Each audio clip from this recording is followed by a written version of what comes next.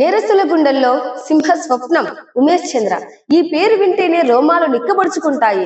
దమ్ము ధైర్యానికి నిలవెత్తు రూపం ఆయన. తెలుగు రాష్ట్రాల్లో పోలీసులు మీసం మెలేసి తిప్పి గర్వంగా ఆయన పేరు చెప్పుకుంటారు. భౌతికంగా మన మధ్య లేకపోయినా ఇప్పటికీ ఆయన పేరు ఓ సంచలనం. చావును సైతం ఎదురెళ్లి పలకరించిన ధీరత్వం ఆయనది. నక్సలైట్లైనా, ఫ్యాక్షనిస్టులైనా, రౌడీలైనా, రాజకీయ నేతలైనా ఆయన పేరు వింటే హడలిపోయేవారు. అధికార పార్టీ లీడర్లను సైతం పరుగులు పెట్టించి కొట్టిన చరిత్ర ఆయనది. తప్పు చేసింది ఎవరైనా ఆయనకు తెలిసిందంటే కటకటాల వెనక్కి వారు వెళ్లాల్సిందే. ఇంతటి నిజాయితీ గల ఆఫీసర్ ఎవరో కాదు, ఐపీఎస్ చదలవాడ ఉమేష్ చంద్ర. ఈయన ఏపీలోని గుంటూరు జిల్లా పెదపూడి గ్రామంలో 1966 మార్చి 19న ఈయన జన్మించారు. ఆయన తల్లిదండ్రుల పేర్లు వేణుగోపాలరావు, నయనతార. తండ్రి హైదరాబాద్ లోని ఆల్విన్ సంస్థలో ఉద్యోగిగా పనిచేసేవారు. దీంతో ఉమేష్ చంద్ర విద్యాభ్యాసం అంతా హైదరాబాద్ లోనే సాగింది. హైదరాబాద్ పబ్లిక్ స్కూల్లో ప్రాథమిక విద్యాభ్యాసం పూర్తి చేశారు. నిజాం కాలేజీలో బిఏ, ఉస్మానియా యూనివర్సిటీలో ఎంఏ చదివారు. డిగ్రీ, పీజీలో టాపర్ గా నిలిచి బంగారు పథకాలు సాధించిన ఘనత ఈయన సొంతం. యూనివర్సిటీ టాపర్ నుంచి ఐపీఎస్ గా ఎలా ఎదిగాడో చూద్దాం. రాజకీయంగా చైతన్యవంతంగా ఉండే విద్యార్థులతో ఉస్మానియా యూనివర్సిటీ నిండి ఉండేది. కొందరు సమాజంలో అన్యాయాలను ఎదిరించేందుకు అడవిలో అన్నలుగా మారేవారు. ఎంతో బాగా చదివే విద్యార్థులు సైతం నక్సలిజం వైపు ఆకర్షితులవ్వడం చూసి ఆయన ఎంతో బాధపడేవారు. అయితే పేద ప్రజల జీవితాలను మార్చాలంటే ప్రభుత్వ అధికారి అవ్వటమే సరైన దారి అని ఉమేష్ చంద్ర భావించారు. స్టడీస్ లో టాపర్ గా గోల్డ్ మెడల్స్ అందుకున్న ఉమేష్ చంద్ర 1991లో సివిల్ పరీక్ష రాసి ఐపీఎస్ గా ఎంపికయ్యారు. ఐపీఎస్ గా శిక్షణ పూర్తయ్యాక 1992లో వరంగల్ ఏఎస్పీగా ఆయన తొలి పోస్టింగ్ అందుకున్నారు. ఆ సమయంలో తెలంగాణలో నక్సలిజం ప్రభావం అధికంగా ఉండేది. యువత నక్సలైట్లుగా మారడాన్ని అరికట్టాలని ఆయన భావించారు. జన జాగృతి అనే ప్రత్యేక కార్యక్రమాన్ని నిర్వహించారు. సాంస్కృతిక కార్యక్రమాల ద్వారా ప్రజల్లో చైతన్యం తెచ్చారు. ప్రజల్లో నక్సలైట్ల పట్ల పట్టు క్రమంగా సన్నగిల్లేలా చేశారు. ప్రజలు తమకు అన్యాయం జరిగితే పోలీసులను ఆశ్రయించేలా పరిస్థితిని మార్చారు. ఫ్రెండ్లీ పోలీసింగ్ విధానాన్ని అప్పట్లోనే పరిచయం చేశారు. 1994లో ఉమేష్ చంద్ర కడప జిల్లా పులివెందుల ఏఎస్బీగా ట్రాన్స్ఫర్ అయ్యారు.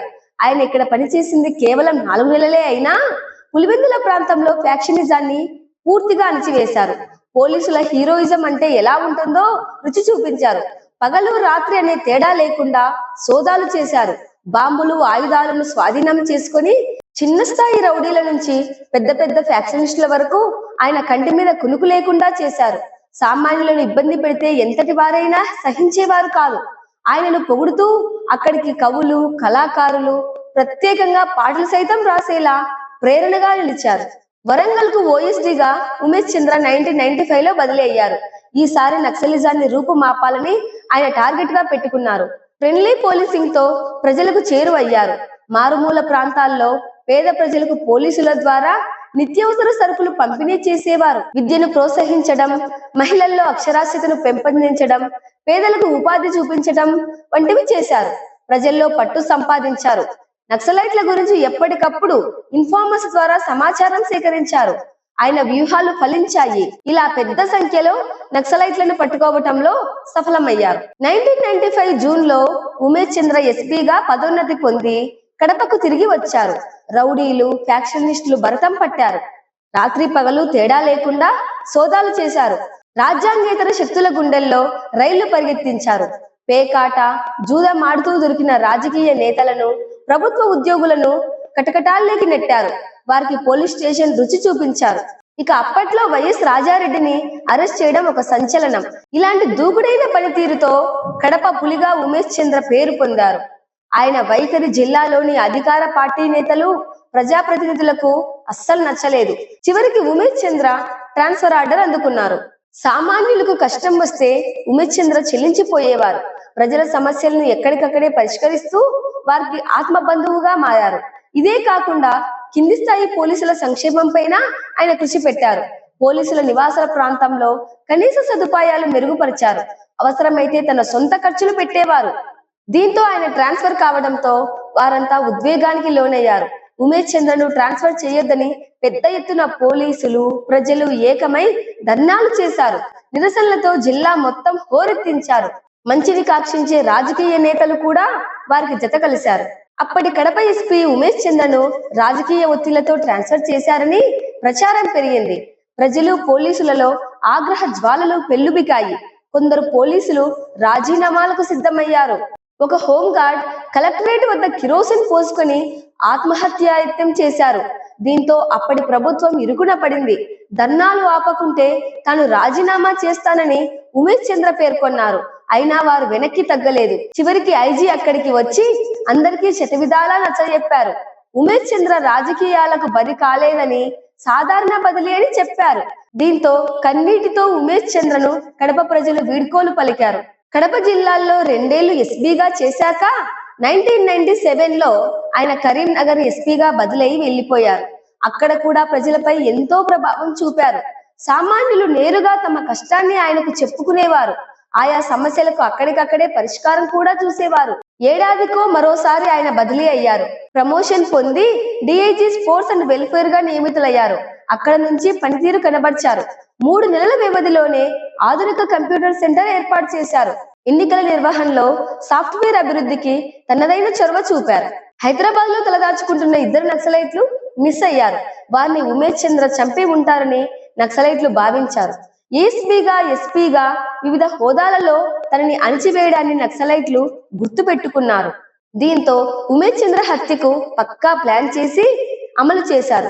1999లో సెప్టెంబర్ 4న హైదరాబాద్ ఎస్ఆర్ నగర్ లో ట్రాఫిక్ సిగ్నల్ వద్ద ఆగిన ఉమేష్ చంద్ర కారుపై ఒక్కసారిగా నక్సలైట్లు కాల్పులు జరిపారు.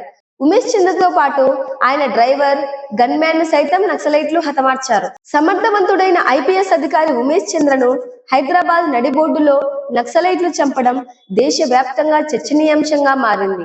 నక్సలైట్లు కాల్పులు జరిపినప్పుడు కారులోనే ఉంటే ఆయన ప్రాణాలతో ఉండేవాడు. అయితే చేతిలో తుపాకీ లేకున్నా కారు దిగి నక్సలైట్లను ఆయన తరిమారు. కొంతసేపటికి ఆయన వద్ద తుపాకీ లేదని నక్సలైట్లు గమనించారు.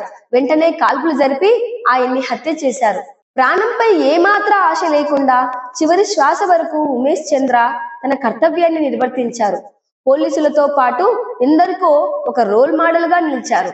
ఉమేష్ చంద్ర భార్య చెదలవాడ నాగరాణికి అప్పటి ఉమ్మడి AP CM Chandrababu deputy collector ఉద్యోగం ఇచ్చారు. అంచెలంచెలుగా ఆమె పదోన్నతులు పొందారు. గతంలో నాగరాణి సాంకేతిక విద్యాశాఖ కమిషనర్ గా పనిచేశారు. ఇటీవల ఏపీలోని పశ్చిమ గోదావరి జిల్లా కలెక్టర్ గా ఆమె నియమితులయ్యారు. డిప్యూటీ కలెక్టర్ గా ఉద్యోగం పొందినప్పటి నుంచి ఇప్పటి వరకు వివాద రహితంగా సేవలందిస్తూ ఎంతో పేరొందారు. విధి నిర్వహణలో ప్రాణాలు సైతం లెక్క చేయమని చాలా మంది అధికారులు ప్రమాణం చేస్తుంటారు. దానిని ఆచరణలో చూపించిన వ్యక్తి మన ఐపీఎస్ ఉమేష్ చంద్ర. కాకి చొక్కా ధరించి ఎంతో మందిపై ప్రభావం చూపారు. నిజ జీవితంలో సింగం పోలీస్ గా నేరస్తుల గుండెల్లో రైళ్లు పరిగెత్తించారు. ఇప్పటికీ ఆయన నిజాయితీని, ధైర్యాన్ని సీనియర్ ఆఫీసులు కథలు కథలుగా చెబుతారు. ఉమేష్ చంద్ర అంతిమ యాత్రలో కన్నీళ్లు పెట్టని పోలీసు లేరు. అంతలా పోలీసుల హృదయాల్లో చెరగని ముద్ర వేసుకున్నారు. తన పనితీరుతో పోలీసులతో పాటు నేటి యువతరానికి స్ఫూర్తిదాయకంగా నిలిచారు.